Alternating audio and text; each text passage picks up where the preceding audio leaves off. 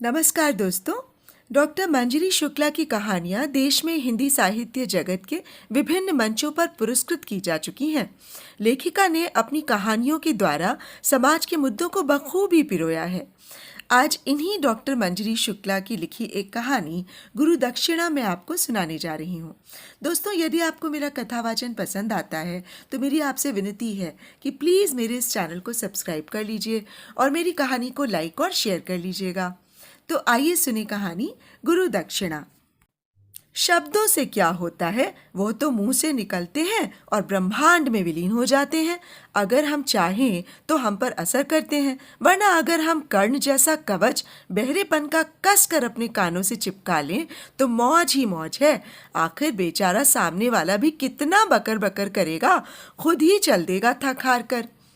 हाँ सर, वैसे तो आप कभी कोई बात गलत नहीं कहते, पर कर्ण की तो छाती में कवच था और कानों में कुंडल, पर यहाँ आप कानों में कवच पहनने की बात बता रहे हैं। सुरभि ने बड़े ही भोलेपन से पूछा तो कक्षा के सभी छात्र ठहाका मारकर हंस पड़े। शर्मा सर हमेशा की तरह मेज पर हाथ मारकर हंसते हुए बोले, बिटिया, अगर कानों में कुंडल पहन लेगी तो हवा के साथ शब्द भी तो तुम्हारे मुंह में जाकर पालथी मारकर बैठ जाएंगे। हा हा हा सर, इसको तो ऐसे ही बीमारी है कुछ न कुछ उलझुल पूछने की। धीरज, जो कि उनका बेटा था और उनकी बीए तृतीय वर्ष की कक्षा का छात्र भी था। पहले तो धीरज उन्हें क्लास में भी पापा ही कहता था, पर आखिर 4 सालों की जूतम जुताई के बाद वो अपने इकलौते ढीठ सुपुत्र को रास्ते पर लाने में सफल हो ही गए। जिस दिन भी धीरज उन्हें कक्षा में पापा बोलता, कक्षा में हंसी का फव्वारा छूट जाता। आखिर छूटे भी क्यों ना। कहाँ तो बेचारा दिया सलाई जैसा मरियल सा धीरज, जो बेचारा अपनी सुड़कती नाक के चश्मे के साथ कमर के 20 इंच के घेरे में अपनी ढीली ढाली पैंट को भी बड़ी मुश्किल से संभाल पाता था। और कहाँ दूसरी तरफ शर्मा जी थे, जो दूर से उनकी गंजी खोपड़ी से लेकर पैर की एड़ी तक एक चलती फिरती बड़ी गेंद की तरह नजर आते थे। धीरज उनकी बुढ़ापे की औलाद था, तो जाहिर था कि सारे वसंत देखने के बाद ही वो ग्रीष्म ऋतु में पके आम सा उनकी गोदी में आ गिरा था। जब सब लोग धीरज को देखते, जो अपनी उम्र से कम 5 साल कम ही लगता था, तो कल्पना ही नहीं कर पाते थे कि आखिर शर्मा जी ने उसके हिस्से का गेहूं कहाँ छुपा दिया था। पर बात यहीं तक सीमित नहीं थी। दरअसल धीरज थोड़ा सा शर्मीला और दब्बू किस्म का बच्चा था, जो किसी की तेज आवाज से ही कांप उठता था। वहीं दूसरी ओर शर्मा जी थे, जिनकी आवाज का गर्जन समुद्र की लहरों की भांति पूरे स्कूल के छात्रों से लेकर बाग बगीचे की हरी भरी पतली लताओं को भी सेरन से भर देता था। आज भी कक्षा में धीरज की जगह अगर कोई और छात्र सुरभि को लेकर चुहलबाजी करता तो उन्हें तनिक भी बुरा नहीं लगता, पर वो सुरभि को फूटी आंखों से भी देखना पसंद नहीं करते थे, क्योंकि वो उनके स्कूल में काम करने वाले दीनू माली की बेटी थी और बचपन से स्कॉलरशिप पर अपनी मेहनत और लगन से पढ़ती चली आ रही थी। वो घंटों अकेले में बैठकर सोचा करते थे कि उन जैसे प्रकांड पंडित का बेटा पढ़ने में बिल्कुल औसत दर्जे का, जिसके आगे अब डंडे और जूतों ने भी हार मान ली थी। दूसरी तरफ दीनू जैसे घास फूस साफ करने वाले की बेटी, जो सुंदर सभ्य होने के साथ साथ कुशाग्र बुद्धि की स्वामिनी भी थी। जैसे उसके सिर पर माँ सरस्वती का हाथ था। जहाँ बच्चों को कई बार बताने पर भी गणित और केमिस्ट्री के सवाल समझ में नहीं आते, वहीं झटपट वो अपने सवाल हल करके धीरज को समझाने बैठ जाती। शर्मा जी हार कर फिर खुद ही मन में कहते, अरे मेरे इकलौते कुपुत्र, तू कब तक मिट्टी का लोंदा बना रहेगा। और फिर मानसिक शांति के लिए मन ही मन दुर्गा सप्तशती का पाठ दोहराते हुए सो जाते। दिन इसी तरह गुजरते चले जा रहे थे। शर्मा जी का ब्लड प्रेशर नॉर्मल होने का नाम ही नहीं ले रहा था। वो दुनिया भर के शांति पाठ का सस्वर पाठ करते, मन में ओम का मंत्र भी जपते, पर जैसे ही सुरभि को धीरज से हर बात में अव्वल आते देखते, उनके मस्तिष्क की कोई नस बेसुरे टेबल की भांति बजने लगती थी। पर प्रत्यक्ष रूप में वो किसी को भी अपने मन के भाव पढ़ने नहीं देते थे और न ही उनके तटस्थ चेहरे को कभी कोई पढ़ ही पाया था। सिवाय सुरभि के। वो जानती थी कि मास्टर जी उससे बहुत नफरत करते थे। जहाँ वे कक्षा के सभी छात्रों को बड़े उदार भाव से नंबर देते, वहीं उसकी कॉपी जांचते वक्त तो मच्छर से भी अपना खून चुसवाने को तैयार रहते। पर उनकी निगाहें गलतियां ढूंढने से नहीं हटती।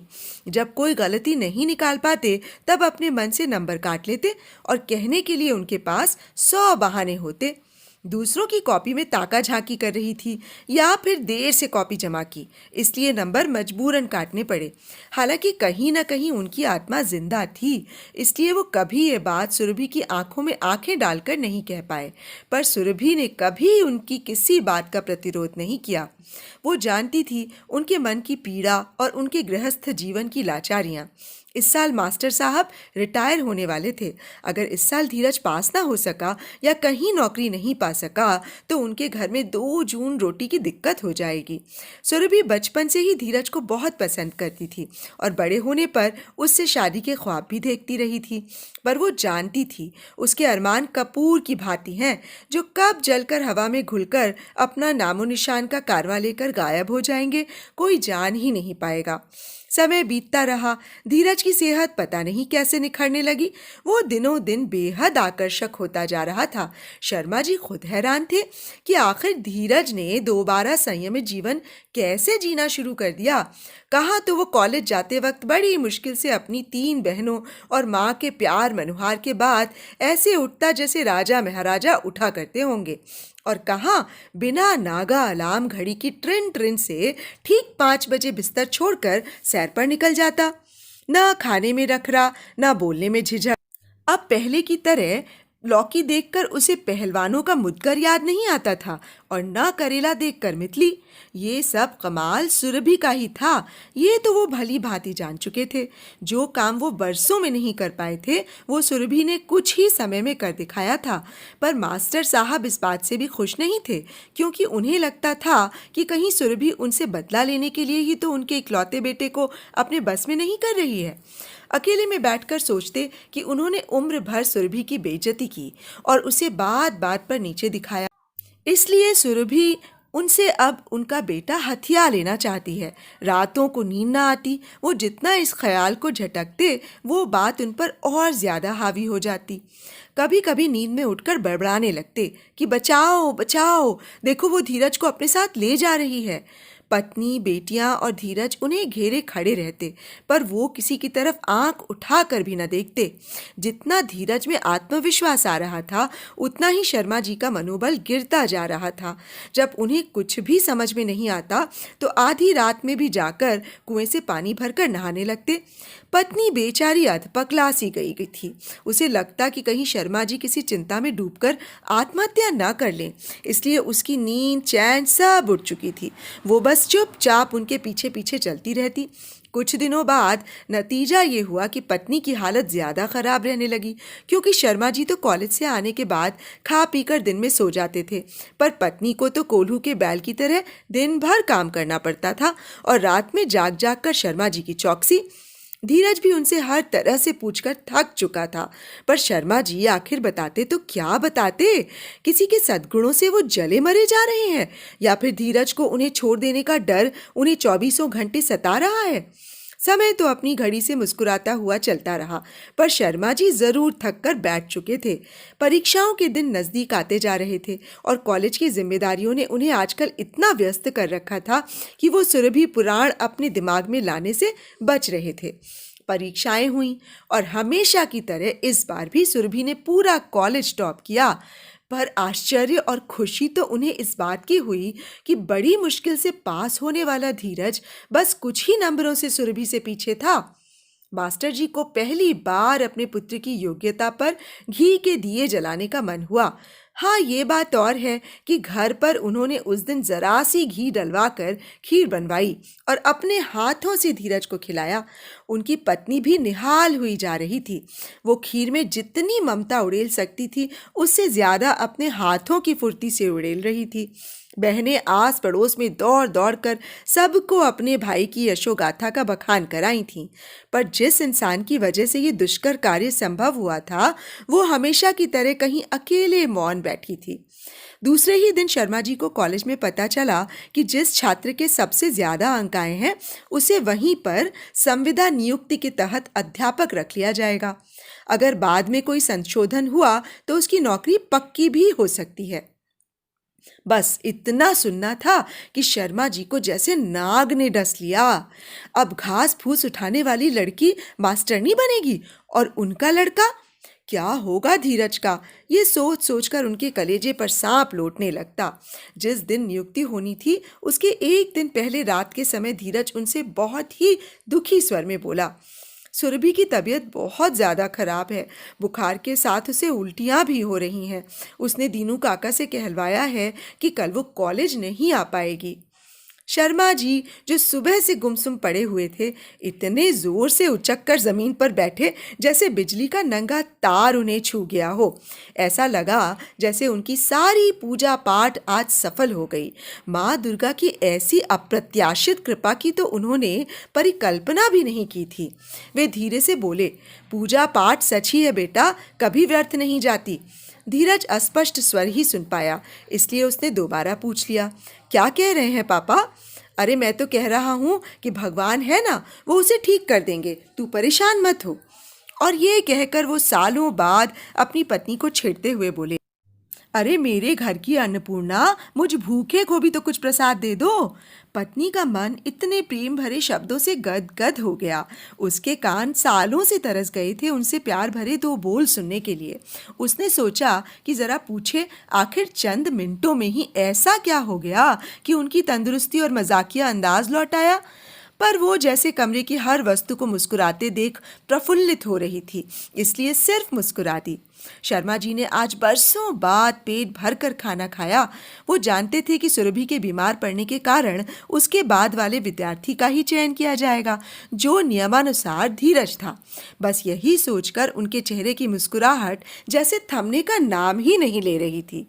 आधी रात के भयानक सन्नाटों में भी उनके कानों में जैसे शहनाइयाँ गूंज रही थीं। ऐसी रात है जैसे लग रहा है कभी कटेगी ही नहीं। वो धीरे से बुदबुदाए, पर सूरज को तो अपने समय से ही आना था, तो वह नीले आसमान पर अपनी लालिमा बिखेरते आ ही गया। शर्मा जी ने फटाफट धीरज को कॉलेज भेजा और उसके बाद इत्मीनान से दीनों के घर की ओर कुटिल मुस्कान के साथ चल पड़े। वो सुरभि को कॉलेज में नौकरी न कर पाने के दुख में रोता बिलखता देखना चाहते थे। आज जाकर मेरी आत्मा को शांति मिलेगी। हमेशा मेरे लड़के से आगे रही, आज देखता हूँ कैसे बिलख बिलख के रो रही होगी। मन ही मन शर्मा जी हंसते हुए बोले। वो दरवाजा खटखटाते इससे पहले ही दीनू की आवाज उनके कानों में पड़ी। बिटिया, ये क्या कर दिया? जिस दिन का सपना देखकर तूने दिए की लॉ में इतने साल पढ़ाई की, आज तूने उसी नौकरी को हंसते हंसते ऐसे ठुकरा दिया जैसे वो सपना कभी तेरी आंखों में बसा ही नहीं। हमेशा की तरह सुरभि की मधुर और धीमी आवाज सुनाई दी। बापू, अगर धीरज ये नौकरी नहीं पाता तो मास्टर जी का घर परिवार कैसे चलता? उनकी 3 बेटियां हैं जिनका ब्याह होना है। मेरा क्या है बापू, मैं अगर फूल भी बेचूंगी तो सब कहेंगे कि माली की बेटी है, फूल नहीं बेचती तो क्या करती? पर बापू, धीरज, वो तो मास्टर जी का बेटा है ना। कहते कहते सुरभि का गला रूंध गया और दीनू काका के दहाड़ मारकर रोने की आवाज बाहर तक आई, जो शर्मा जी के कलेजे को चीरते हुए निकल गई। उनका कलेजा हिल गया और उनका दिल इतने जोर से धड़कने लगा कि उन्हें एक एक धड़कन साफ सुनाई देने लगी।